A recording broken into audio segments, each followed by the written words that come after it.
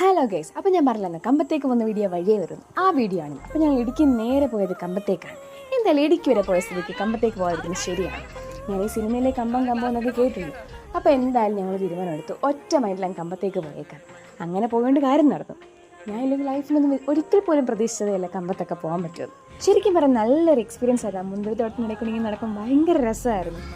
ഒരേ ഫാമിലിപ്പെട്ട രണ്ടുപേരുമേ.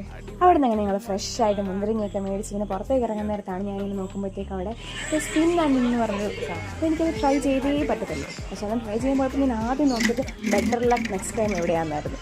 മിക്കവാറും എൻ്റെ ഭാഗം കഥാരിക്ക് കിട്ടുമെന്ന് ഞാൻ വിചാരിച്ചു. പക്ഷെ അതല്ലായിരുന്നു, എനിക്ക് കീസിയും കിട്ടി. അപ്പോൾ ഞാൻ ഇത് ചെയ്യുന്ന കണ്ടപ്പോഴത്തേക്ക് അച്ഛനത് ചെയ്തേ പറ്റത്തുള്ളൂ. അങ്ങനെ അച്ഛൻ ഇറക്കി. അപ്പോൾ അച്ഛന് കിട്ടിയതാണെങ്കിൽ പെറ്റ് ഷോയ്ക്കുള്ള ടിക്കറ്റ് ആയിരുന്നു. പക്ഷേ ഒരാൾക്കുള്ളതേ ഉള്ളൂ. അപ്പോൾ അതാണ് അച്ഛൻ പറഞ്ഞു പോകുന്നില്ലെന്ന് പറഞ്ഞു. അങ്ങനെ പിന്നെ ലാസ്റ്റ് അച്ഛനും കീച്ചും തന്നെയാണ് മേടിച്ചത്. അവിടെ നിന്ന് അങ്ങനെ ഞങ്ങൾ നേരത്തെ വീട്ടിലേക്കുള്ള യാത്ര ആരംഭിച്ചു. അപ്പോൾ ഇത്രയുള്ള ഗസ്റ്റ്